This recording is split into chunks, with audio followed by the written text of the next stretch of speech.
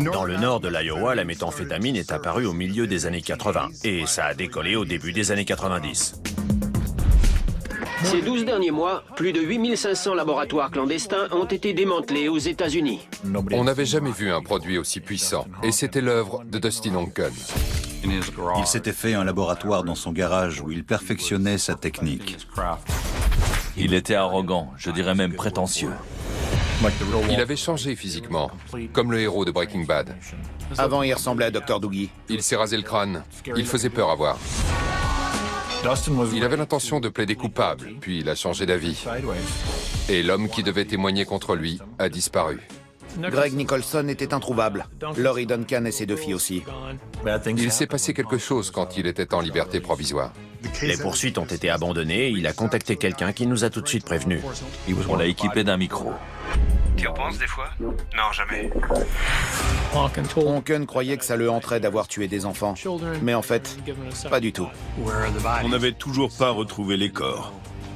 Même au fin fond de l'Iowa, il y a toujours des monstres capables de tuer de sang-froid.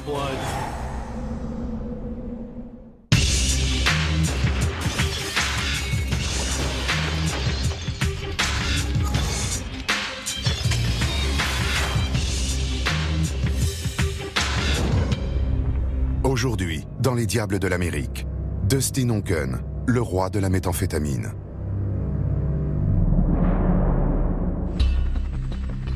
Avril 1993. Des pluies torrentielles s'abattent sur le Midwest.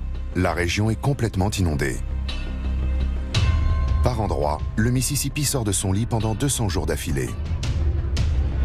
Les bénévoles mènent un combat perdu d'avance contre la crue du Mississippi. Les dégâts s'élèvent déjà à plusieurs millions de dollars. Et puisque la météo est encore à la pluie aujourd'hui, les problèmes causés par Dame Nature et le Mississippi ne feront sans doute qu'empirer.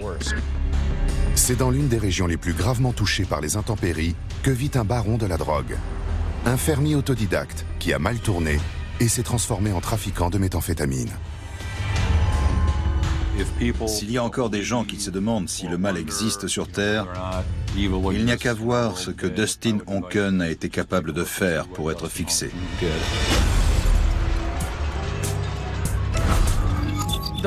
Dustin Onken était calculateur et intelligent. Il avait un très bon QI. D'ailleurs, il en était très fier. Il ressemblait au héros de la série Dr. Doogie. Il avait de grosses lunettes, le stéréotype de l'intello. Il dégageait quelque chose de glacial. Il voulait être perçu comme quelqu'un de puissant. Le gouvernement fédéral le décrira comme un tueur de sang-froid et un chimiste de génie, passé maître dans la fabrication de méthamphétamine. L'enquête a révélé qu'il avait produit de la méthamphétamine très pure et en très grande quantité. On savait qu'il s'y connaissait en chimie. Par contre, on ne se doutait pas qu'il y avait une telle noirceur dans son cœur. Au premier abord, personne n'aurait pu soupçonner ce dont ce type était capable. Au début des années 90, Dustin Onken se met à synthétiser de la méthamphétamine, une nouvelle drogue qui fait fureur aux États-Unis. La méthamphétamine est un stimulant du système nerveux central qui crée une forte dépendance. C'est très puissant. La dépendance à la méthamphétamine a déjà atteint des proportions alarmantes dans le Midwest. Cette drogue touche aujourd'hui la banlieue résidentielle et de plus en plus de lycéens. Il y avait une forte demande. Quand on prend de la méthamphétamine, ça se voit très vite. On perd du poids, on a le teint jaune et les dents qui s'abîment. Cette drogue vous détruit de l'intérieur. Dans le nord de l'Iowa, la méthamphétamine est apparue au milieu des années 80. Les gens sont passés de la cocaïne à la méthamphétamine. Avec un certain savoir-faire, cette drogue peut être synthétisée à partir de produits chimiques de base disponibles dans le commerce. Elle est moins chère que la cocaïne et peut être fabriquée partout aux États-Unis au lieu d'être importée. C'était à la mode. Les gens fabriquaient ça chez eux. Et ça a décollé au début des années 90. Ces 12 derniers mois, pour combattre ce fléau, plus de 8500 laboratoires clandestins ont été démantelés aux États-Unis. Les saisies triplent entre 1990 et 1994. Et d'après la police fédérale, la méthamphétamine la plus pure est celle produite par un certain Dustin Onken, un jeune fermier de 25 ans au visage poupin. Il s'était fait un laboratoire dans son garage où il perfectionnait sa technique. Dans son labo, Dustin Onken était capable de produire de la méthamphétamine au kilo. Il la vendait en très grande quantité à des dealers qui la revendaient ensuite aux clients. Afin de limiter les risques, Dustin Onken ne travaille qu'avec quelques personnes de confiance. J'avoue que c'était malin de ne révéler son identité qu'à une poignée d'individus. Moins il y a de gens qui vous connaissent et savent ce que vous faites, moins il y a de risques qu'on vous dénonce. C'était assez bien organisé. Le trafiquant traite exclusivement avec les dealers de son Iowa natal, mais a la bonne idée de s'installer dans un autre État. Quand Dustin Onken s'est lancé dans le trafic de drogue, il a pensé à tout dans le moindre détail. Au début des années 90, il a quitté l'Iowa pour s'installer en race campagne dans l'Arizona. À l'époque, la police n'enquêtait pas trop sur les laboratoires clandestins. On n'était pas encore très au point. Il était arrogant, je dirais même prétentieux. Pendant l'inondation du Midwest de 1993, le plan mûrement réfléchi de Dustin Onken commence à mal tourner. Il revient dans l'Iowa pour tenter de garder une longueur d'avance sur la police. La meth était de plus en plus répandue et pourtant la police ne se doutait de rien. À l'époque, on concentrait tous nos efforts sur un seul groupe, sans savoir combien de personnes étaient concernées. En février 1993, plusieurs trafiquants ont été arrêtés, d'abord dans le Minnesota, puis dans l'Iowa. Face contre terre! Les mains dans le dos! La méthamphétamine de Dustin Onken a beau être pure, ses clients, eux, sont loin d'être des enfants de cœur. En général, quand on arrête quelqu'un pour détention de stupéfiants, on essaie de voir s'il ne veut pas coopérer et balancer le nom de son fournisseur. Pour remonter jusqu'au cerveau de l'opération, la police interroge un certain Greg Nicholson. Greg Nicholson était un client de Dustin Onken. Il était chargé d'écouler la drogue. Monsieur Nicholson a accepté de coopérer. Il a identifié son fournisseur, c'était Monsieur Onken. Les policiers espèrent prendre le trafiquant la main dans le sac. On a organisé une rencontre entre Monsieur Onken et Monsieur Nicholson et on l'a équipé d'un micro. Je peux te filer entre 5 et 7 kilos. Ça ira chercher dans les 200 000 $. Pour 5 à 7 kilos? Non, beaucoup plus. Cette opération nous a permis d'arrêter Monsieur Onken sur le champ. En avril 1993, Greg Nicholson témoigne devant un grand jury. Dustin Onken est accusé de fabrication et trafic de méthamphétamine. Mais les autorités sont loin de se douter de ce qui les attend. J'ai évoqué l'idée d'une négociation de peine, mais le marché qu'on nous a proposé n'était pas intéressant. Alors mon client a choisi de plaider coupable. Au tribunal fédéral, on peut garder le prévenu en détention ou le mettre en liberté provisoire. Dans ce cas précis, étant donné l'absence d'antécédents judiciaires et l'âge du suspect, la Cour a décidé de libérer Onken. Il avait exprimé son intention de plaider coupable aux accusations portées contre lui. Le jour de sa mise en accusation, Dustin Onken change son fusil d'épaule. Quand il est arrivé au tribunal, il m'a dit avoir changé d'avis. D'après lui, mon dossier n'était pas aussi solide que je le croyais. Ce n'est pas tous les jours qu'on entend une chose pareille. Onken ayant refusé de plaider coupable, on a repris tout le dossier. La première étape, c'était de rencontrer les témoins. C'est là qu'on a découvert que Nicholson avait disparu. Greg Nicholson s'est volatilisé, ainsi que les personnes avec qui il vit. Il vivait avec une certaine Laurie Duncan, une mère célibataire de 2 petites filles. Quand on s'est rendu compte qu'il manquait à l'appel, on est remonté jusqu'à elle et on a constaté qu'elle avait disparu. Ses 2 filles aussi. Là, on a compris qu'il y avait un problème. En l'absence de témoins, Dustin Onken a finalement bénéficié d'un non-lieu en janvier 1995. L'affaire semblait gagner d'avance, mais le trafiquant avait protégé ses arrières. Il s'est passé quelque chose quand il était en liberté provisoire. 4 personnes avaient disparu. On était certain qu'il représentait un danger pour la société. Il ne restait plus qu'à le prouver. Dustin Onken ne perd pas souvent son sang-froid, mais quand ça arrive, c'est pas beau à voir. C'est le genre d'individu qui veut toujours avoir le dernier mot.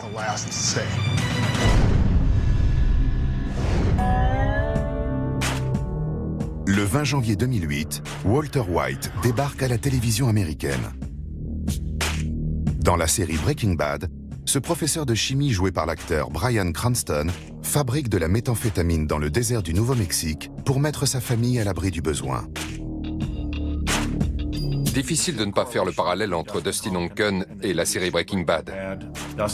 On reprochait justement à mon client de fabriquer la méthamphétamine la plus pure que les autorités aient jamais vue et d'avoir installé son labo dans le désert. Le petit jeune de l'Iowa, diplômé en chimie, s'était installé dans le sud-ouest américain 15 ans avant l'arrivée de Walter White sur nos écrans. Ils étaient tous les deux brillants, doués en chimie et capables de fabriquer de la meth. La ressemblance s'arrête là parce que Walter White était censé être altruiste. Il voulait subvenir aux besoins de sa famille. Dustin Hocken ne pensait qu'à lui. Une habitude que l'accusé semble avoir prise dès son plus jeune âge. Il a grandi à Britt, dans l'Iowa, un petit village typiquement américain. Ses parents ont divorcé quand il était enfant, mais sa mère s'est remariée avec quelqu'un de très bien, un bon père de famille. Pour ce qui est de son père biologique, c'est une toute autre histoire. Son père était alcoolique. Un beau jour, il a demandé à son fils de l'aider à braquer une banque. La banque où travaillait la mère de Dustin Hocken, et c'est lui qui va tout planifier. À l'époque, il était encore au lycée. Il a convaincu 2 camarades de classe de lui prêter main forte. Il ne lui reste plus qu'à recruter un 3e lycéen pour braquer la banque au petit matin, pendant le nettoyage des locaux. Hocken avait récupéré un pass. Il a dit à ses 2 amis qu'il avait l'intention de tuer le 3e comparse et de se débarrasser du corps. Quand ils ont compris qu'il était sérieux, ils ont refusé de participer. Finalement, c'est son père qui a braqué la banque, en suivant le plan de son fils à la lettre. Personne n'est tué, mais le père de Dustin Hocken sera arrêté et emprisonné. Voilà quelqu'un qui, très jeune, était déjà cupide et pensait déjà à commettre un meurtre. Dustin Hocken termine le lycée en 1986, l'année où son père se retrouve derrière les barreaux. Il est entré à l'IUT de Mason City, dans le nord de l'Iowa. Ses études lui ont permis d'approfondir ses connaissances en chimie. Il est devenu très calé sur le sujet. C'est là qu'il a commencé à se renseigner sur la méthamphétamine. Il a trouvé plusieurs moyens de la fabriquer. Cette drogue de synthèse fait son apparition en Californie dans les années 60. C'était surtout les gangs de motards qui prenaient de la méthamphétamine. Les Hells Angels, les Outlaws, les Bandidos, la pratique s'est répandue dans les branches régionales de certains gangs, notamment dans l'Iowa, les Sons of Silence et El Forastero. À la fin des années 80, les cuisiniers commencent à s'échanger leurs recettes de fabrication. Avant l'Internet, les recettes étaient moins faciles à trouver. Il fallait faire des recherches. Il y a des centaines de façons de synthétiser la meth. Il avait fait des recherches à l'Université d'État de l'Iowa et avait trouvé plusieurs recettes qui décrivaient le processus étape par étape. Il avait photocopié des vieux livres des années 50. C'est comme ça qu'il a appris à fabriquer la meth. Dustin Hocken finit par créer sa propre recette. Il avait mis au point une procédure très complexe en 5 étapes. Il fallait faire chauffer le mélange, le refroidir, utiliser des produits chimiques qui sortent de l'ordinaire. Mais la substance de base, c'était le toluène, un solvant disponible dans tous les magasins de peinture. C'est la méthode de fabrication qui détermine le niveau de pureté du produit. Or, Dustin Hocken avait réussi à obtenir une méthamphétamine aussi pure que celle synthétisée par les agents de la DEA, lorsqu'il tentait de comprendre comment cette drogue était fabriquée clandestinement. C'est vous dire s'il était doué. Les autorités n'avaient jamais vu un produit aussi puissant. C'est pour ça qu'on a surnommé ça Rocket. Fusée. Il n'y avait rien de comparable sur le marché. Et d'après eux, c'était l'œuvre de Dustin Hocken. Après avoir peaufiné sa méthode, le jeune trafiquant quitte l'Iowa et s'installe dans le désert pour produire de la méthamphétamine en masse. Son frère vivait dans l'Arizona. Quand Dustin Onken était étudiant, son frère lui faisait parvenir du cannabis et de petites quantités de cocaïne pour qu'il les vende sur le campus. Je crois que ça lui a permis d'apprendre les ficelles du métier. Il vivait un peu à l'écart dans le désert. Il louait une maison au milieu de nulle part. Onken et son frère ont soi-disant monté une boîte de circuits imprimés. C'était une société écran. Soi-disant, ils récupéraient alors des circuits imprimés. C'était une couverture qui leur permettait d'acheter ce dont ils avaient besoin pour synthétiser de la meth. Ils commandaient des produits chimiques et de la verrerie par le biais de leur société pour ne pas éveiller les soupçons de la police. Dustin Onken convainc son meilleur ami de l'aider à transporter la méthamphétamine dans l'Iowa pour la vendre. Il avait rencontré Tim Cutcomb au lycée. Dustin Onken et son ami, Tim Cutcomb, acheminaient le produit fini de deux façons. Soit ils faisaient le trajet en voiture, soit ils prenaient le bus et cachaient la drogue dans leur valise. Leurs deux principaux dealers sont Greg Nicholson, qui finira par se faire appréhender, et Terry DeGoose. Terry DeGoose était un client de Dustin Onken, comme Greg Nicholson, et ils étaient tous les deux au même niveau. Terry DeGoose et Dustin Onken partagent bien plus que des racines rurales et un intérêt pour la méthamphétamine. Angela Johnson était sortie avec Terry DeGoose, et puis elle est montée en grade. À l'époque où Angela Johnson fréquentait Terry DeGoose, elle a été victime de violences conjugales. Il était violent verbalement et physiquement. Elle savait que son compagnon se fournissait auprès de Dustin Onken.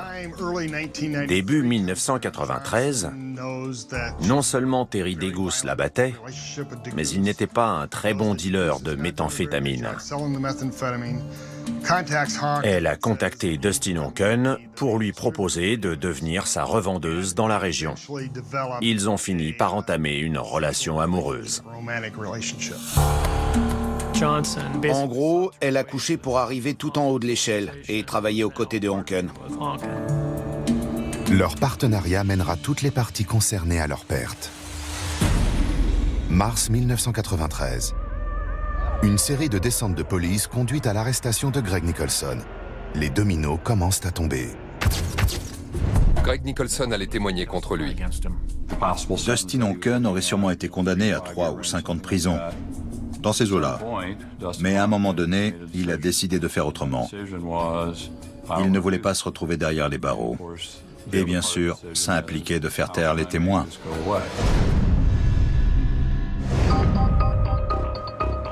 En mars 1995, presque 2 ans jour pour jour après son inculpation pour trafic de stupéfiants, Dustin Onken est libéré.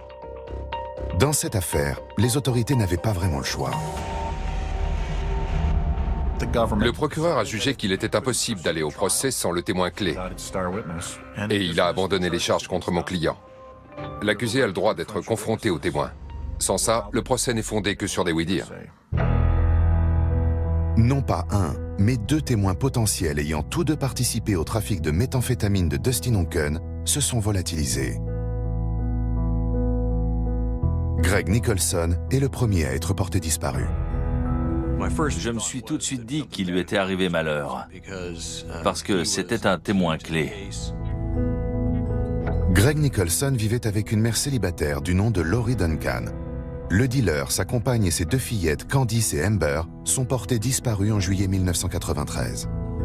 Ils avaient laissé une drôle de lettre à la voisine, dans laquelle ils expliquaient qu'ils devaient s'absenter un moment. Mais ça ne ressemblait pas à Laurie Duncan. Ses parents vivaient quelques maisons plus loin. Elle ne leur avait pas dit qu'elle comptait partir. La rumeur courait que Greg Nicholson avait disparu. Et ça a changé toute la dynamique du procès. Ça nous a forcé à tenter une autre approche, à savoir de faire témoigner M. DeGoose. Terry DeGoose avait également dealé pour le compte de Dustin Onken.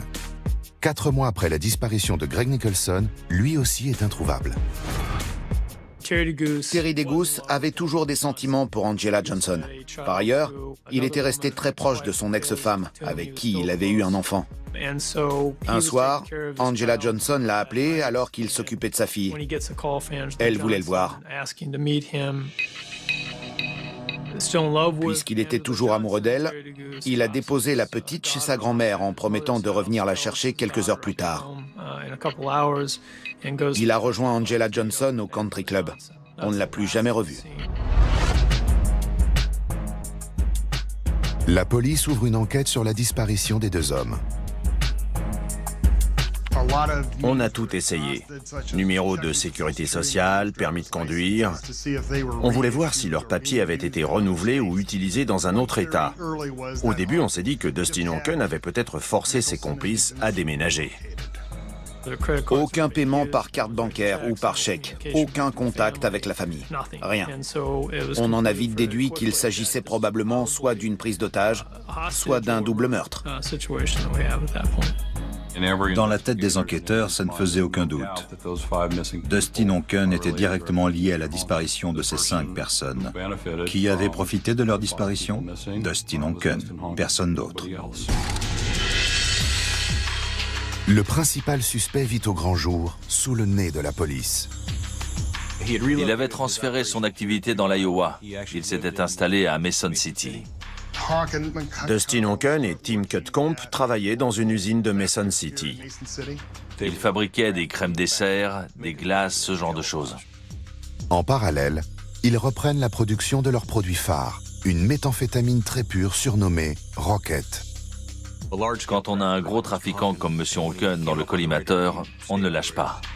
Il est passé entre les mailles du filet pendant 1 an et demi, 2 ans, et finalement, il s'est fait prendre.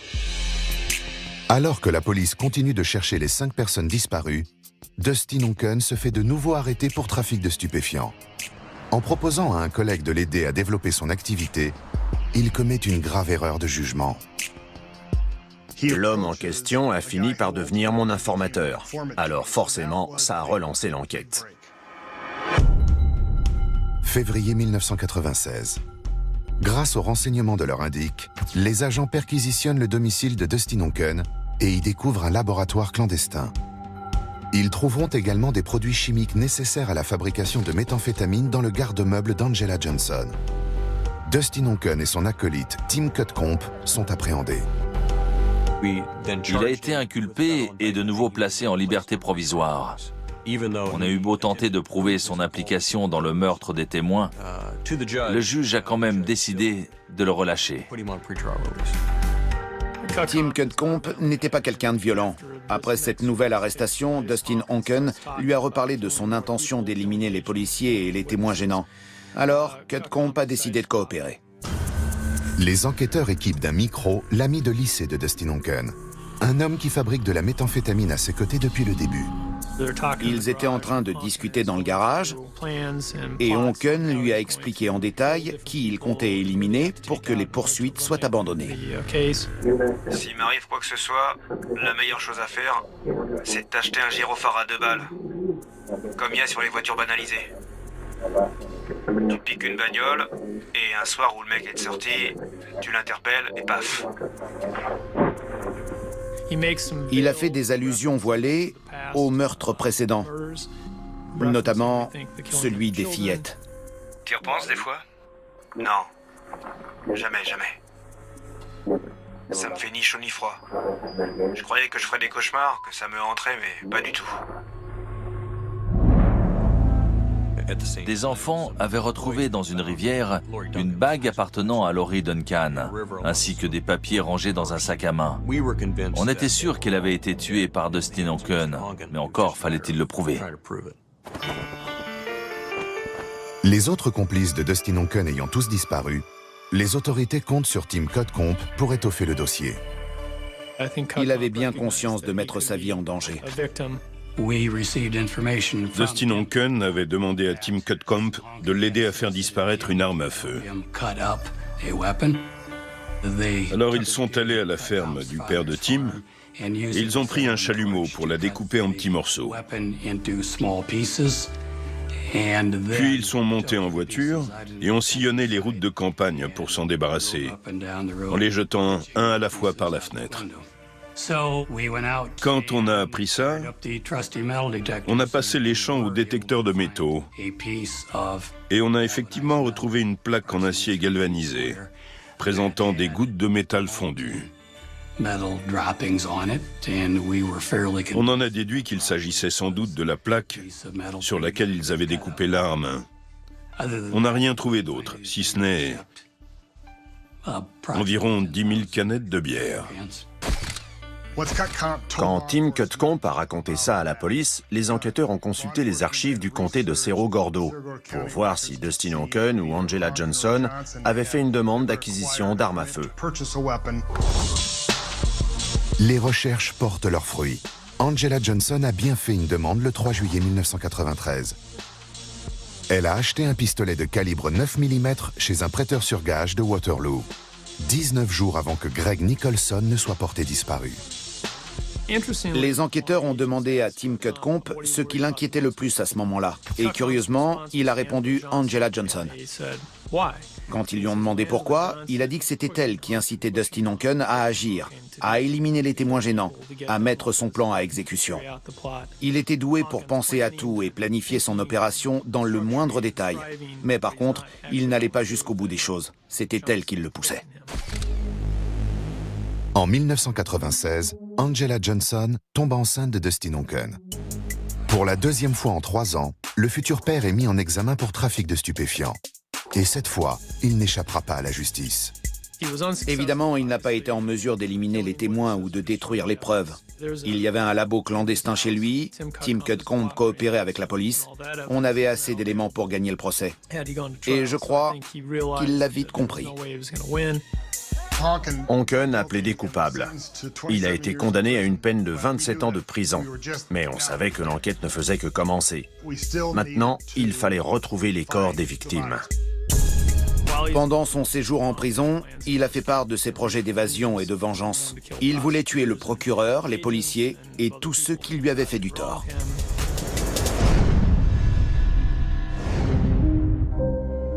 En juin 1997, Dustin Hocken plaide coupable des charges retenues contre lui. Il se voit infliger une peine de 27 ans de prison pour fabrication et trafic de méthamphétamine. Mais il est également soupçonné de meurtre. Ce n'est pas rare qu'un prisonnier se vante de ses exploits pour gagner le respect de ses codétenus. Je crois que c'était l'objectif de M. Hocken. Il disait à qui voulait l'entendre « J'ai éliminé les balances ». Le trafiquant est d'abord incarcéré dans le comté de Woodbury, dans l'Iowa, et commence à trop en dire dès son arrivée. Il est allé raconter à un autre détenu qu'il avait l'intention de s'évader. D'ailleurs, il a commencé à creuser un trou dans sa cellule pour essayer de rejoindre le mur extérieur. Sa principale complice est toujours en liberté. Angela Johnson accouche d'une petite fille en 1998. Les enquêteurs sont persuadés qu'elle a joué un rôle décisif dans la disparition des témoins. Il avait été condamné à plus de 20 ans de prison. Mais puisqu'on le soupçonnait d'avoir tué plusieurs personnes, l'enquête s'est poursuivie. Il nous restait un dernier obstacle à franchir. On n'avait toujours pas retrouvé les corps. Où étaient-ils cachés? Au fil des années, les enquêteurs questionnent plusieurs fois l'entourage de Dustin Hocken et Angela Johnson. Si je me souviens bien, une amie d'Angela Johnson a été interrogée à 4 reprises. Elle a été entendue au moins une fois par un grand jury. Et à chaque fois, elle a soutenu qu'elle n'était au courant de rien. La police convoque une fois de plus la meilleure amie d'Angela Johnson au début de l'été 2000, 7 ans après les faits présumés. Au fond de moi, j'étais sûr qu'elle n'en pouvait plus de porter ce fardeau émotionnel et psychologique. Elle avait aussi des enfants, alors je crois que ça la rongeait. Elle ne pouvait garder le secret plus longtemps. La meilleure amie d'Angela Johnson avait fait du babysitting pour elle en juillet 1993, période à laquelle Laurie, Amber et Candice Duncan avaient disparu. Ça corroborait d'autres éléments du dossier. Cette femme nous a révélé qu'à l'hiver 1993, Angela Johnson avait demandé à la voir pour lui avouer quelque chose. Elles se sont retrouvées pour en parler, et au fil de la conversation, elle a appris qu'avec l'aide d'Angela, Dustin Onken avait réussi à retrouver la trace de Greg Nicholson. Il s'était rendu à son domicile, avait enlevé toute la famille et les avait tués de sang-froid. Angela Johnson confie à son ami que son ancien compagnon Terry Degoose a connu le même sort. En juillet 2000, le procureur des États-Unis a accusé Angela Johnson de complicité dans le quintuple meurtre commis en 1993. Il a décidé de poursuivre l'intéressé, même si les corps n'avaient toujours pas été retrouvés. Il a jugé que les éléments à charge étaient suffisants. À l'époque, Dustin Onken se trouve dans la prison de très haute sécurité de Florence, dans le Colorado. Quant à Angela Johnson, elle purge sa peine à Vinton, dans son Iowa natal. Robert McNeese était un informateur incarcéré dans le même établissement qu'Angela Johnson. Il ne connaissait pas sa situation. Par contre, il savait qu'elle venait d'arriver. Alors il s'est dit, je vais lui demander ce qu'elle a fait et, qui sait, je pourrais peut-être en tirer profit. Il lui a fait croire qu'il connaissait des gens susceptibles de porter le chapeau pour les meurtres.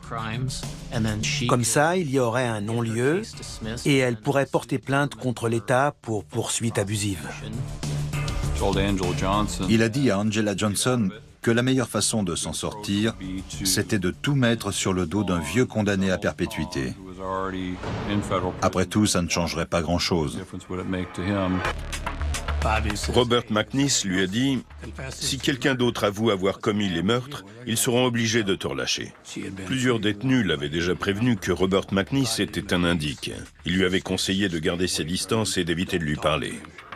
Elle avait peur, et pour cause. Ce n'était pas une petite affaire de trafic, mais une accusation de complicité dans un quintuple meurtre. Elle s'est dit, allez, je tente le coup. Robert McNeese lui a dit qu'il avait besoin de preuves. Alors elle a tout détaillé par écrit, avec des plans à l'appui. Elle a fait un petit paquet et l'a donné à Robert McNeese, qui s'est empressé de le remettre aux autorités. Les agents fédéraux soupçonnent le trafiquant de drogue Dustin Onken d'avoir assassiné 5 personnes en 1993. 7 ans plus tard, les corps viennent d'être retrouvés. Le procès pour meurtre peut enfin commencer. Les plans dessinés par Angela Johnson mènent les enquêteurs jusqu'à une fosse commune où est enterré l'ancien dealer de Dustin Onken, Greg Nicholson, ainsi que sa compagne et ses 2 fillettes. Ces plans ont joué un rôle décisif dans l'enquête. Ça a permis aux agents de délimiter la zone à passer au radar de sol. Ils ont détecté des anomalies qui leur ont mis la puce à l'oreille. Je ne pense pas qu'on aurait retrouvé les corps des victimes sans cette information. Quand on les a découverts, il ne restait plus que des ossements et des restes de vêtements en fibres synthétiques. C'est tout. Une fois les corps retrouvés, Angela Johnson ne tarde pas à passer aux aveux. Elle nous a dit avoir attendu dans la voiture. Pendant ce temps-là, Dustin Onken a fait sortir Greg Nicholson et l'a abattu. Puis il est revenu chercher Lori Duncan. Apparemment, elle a tenté de s'enfuir, mais il l'a rattrapée et lui a tiré plusieurs fois dessus. Il l'a achevé d'une balle dans la tête. Puis il est retourné à la voiture, a fait descendre les fillettes et les a emmenées un peu plus loin. Elles ont toutes les 2 reçu une balle dans la nuque. Une des 2 petites a dû regarder sa sœur mourir. Je suppose qu'elle a compris ce qui l'attendait. On a appris que Greg Nicholson ne sortait avec Lori Duncan que depuis 2 semaines. Elle ne participait à aucune activité illicite. Ils s'étaient rencontrés par un ami commun et il s'était installé chez elle pour échapper à Dustin Onken. La 2e croix sur les plans tracés par Angela Johnson indique l'emplacement du corps de Terry Degoose, l'autre dealer de Dustin Onken. D'après ce qu'on sait, elle avait réussi à convaincre son ex d'aller se garer en race campagne, derrière une ferme abandonnée. Dustin Onken les attendait sur place. Terry Degoose était costaud. Il n'est pas mort sur le coup. Terry Degoose battait régulièrement Angela Johnson lorsqu'ils sortaient ensemble. Elle a déclaré « Il est enterré à genoux, parce que c'est la position qu'il me forçait à prendre quand je le suppliais de m'épargner. » Il avait reçu une balle dans la tête. Il présentait aussi une plaie par balle au bras gauche, au moins une autre à la cage thoracique et une autre au bassin. Angela Johnson a déclaré avoir tendu une batte de baseball à Dustin Onken pour achever Terry Degoose.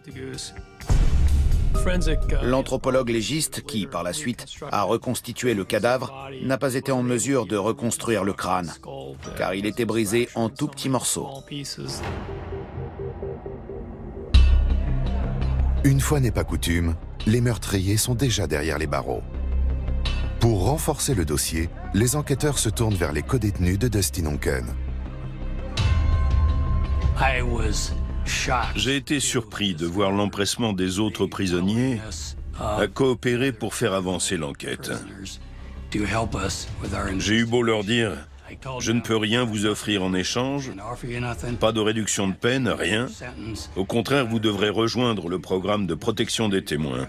Ce sera pire qu'avant. Vous serez enfermé dans un quartier à part avec d'autres gens comme vous. »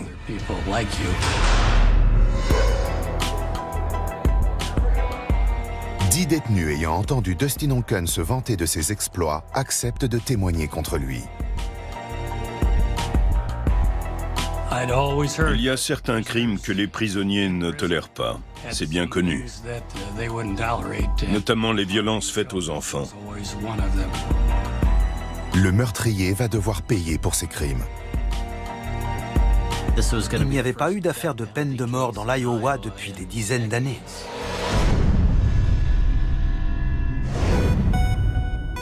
Septembre 2004. Le Walter White de l'Iowa retourne au tribunal et cette fois, il est inculpé de meurtre. Dustin Onken et Angela Johnson sont accusés d'avoir tué 5 personnes, dont 2 fillettes. Angela Johnson était en quelque sorte la Lady Macbeth de Dustin Onken. Dans la tragédie de Shakespeare, c'est Lady Macbeth qui pousse son mari à tuer le roi pour monter sur le trône. C'est exactement le rôle qu'a joué Angela Johnson dans cette affaire. Elle l'a poussé au crime. La tête pensante, c'était elle. Les 5 victimes ont toutes été exécutées d'une façon ou d'une autre avant d'être enterrées. Greg Nicholson et Laurie Duncan ont été ligotés et bâillonnés avant d'être abattus. Terry Degoose a été battu à mort avec une batte de baseball. Candice et Amber ont toutes deux reçu une balle dans la nuque. L'État de l'Iowa ne pratique plus la peine de mort. Mais bien sûr, elle peut être appliquée au cas par cas, en vertu des lois fédérales. Aux États-Unis, la peine capitale n'est pas une sentence que l'on réclame à la légère. L'État s'efforce de n'y avoir recours que si la situation l'exige vraiment. C'est le cas de l'affaire Dustin Onken. L'homme fera l'objet de 17 chefs d'accusation, allant de la subornation de témoins au meurtre. Tout repose sur le témoignage de 10 criminels ayant côtoyé le prévenu en prison. C'était ce qu'on appelle des criminels endurcis. Certains détenus ont déclaré qu'il avait admis avoir tué plusieurs personnes. D'autres qu'il leur avait fait part de son projet de s'évader de prison. Il était bavard. Dustin Onken avait même cherché à savoir où vivait l'agent John Graham. Il avait pour projet d'entrer chez lui en se faisant passer pour un prêtre, de prendre les membres de sa famille en otage jusqu'à ce qu'il rentre chez lui et de les tuer devant ses yeux avant de l'exécuter. Les accusés seront jugés séparément. Dustin Onken comparaîtra le premier devant le juge. Le procès de sa complice, Angela Johnson, aura lieu plus tard avec un autre jury. Ils avaient renforcé la sécurité. Il y avait des agents du FBI et des policiers partout. Tous les matins, il était escorté de la prison jusqu'au tribunal par des agents armés de mitraillettes. Il y avait des tireurs d'élite sur les toits. Onken portait des entraves qui étaient vissées au sol. Il portait un gilet contrôlable à distance. Le marshal pouvait lui envoyer une décharge électrique s'il allait trop loin. L'accusé est aux premières loges pour entendre les preuves et les témoignages recueillis contre lui. Je pense que l'analyse des différents traumatismes a été décisive pour démontrer ce que chacune des 5 victimes avait subi. Ce ne sont pas des témoignages ou des oui-dire, ce sont des faits. On a décrit les meurtres en détail et ça a dû avoir un impact sur le jury. L'assistance est également sous le choc. Les familles des victimes ont assisté à tout le procès. Parents, frères et sœurs. Ils étaient là tous les jours, du matin au soir. Venant de quelqu'un d'aussi insensible, des excuses, ça ne rimerait à rien. Les preuves étaient indéniables. Je crois même que le juge a parlé d'un tsunami de preuves contre Dustin Onken.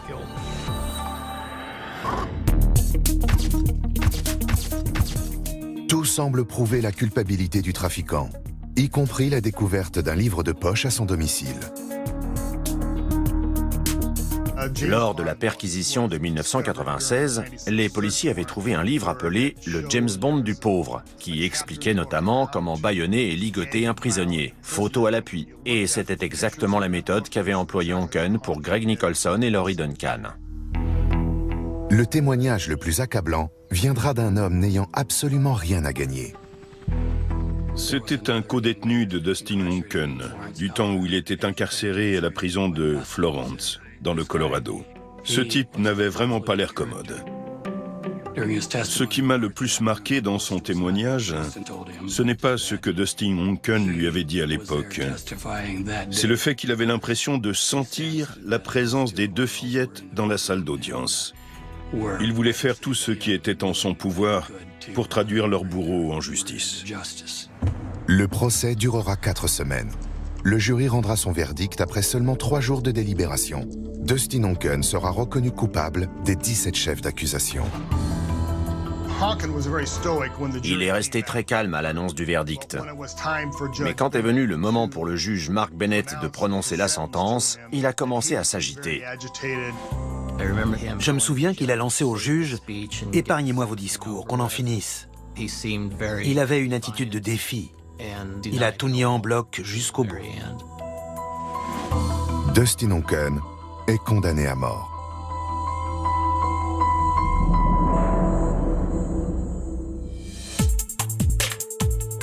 Angela Johnson, jugée plus tard, sera également condamnée à la peine capitale et deviendra l'une des 2 seules femmes dans le couloir de la mort. Sa condamnation n'a jamais été remise en cause pendant la procédure d'appel. Mais à la suite d'un témoignage sur ses problèmes psychologiques, le juge a commué sa peine de mort en peine de prison à vie. En 2014, Angela Johnson a vu sa peine commuée en réclusion à perpétuité sans possibilité de libération conditionnelle. Dustin Onken, quant à lui, attend toujours son exécution dans le couloir de la mort. À mes yeux, c'est la pire affaire qu'on ait jamais eu à traiter dans l'État de l'Iowa. En 15 ans de métier au FBI, je n'avais jamais rien vu d'aussi horrible. Même au fin fond de l'Iowa, il y a toujours des monstres insensibles, capables de tuer de sang-froid. Je trouve que l'histoire de Dustin Onken illustre bien les ravages du trafic et de l'usage de stupéfiants aux États-Unis. Ça fait des victimes. Ceux qui disent le contraire n'ont sans doute pas eu vent de cette affaire. Ces 2 petites filles sont des victimes.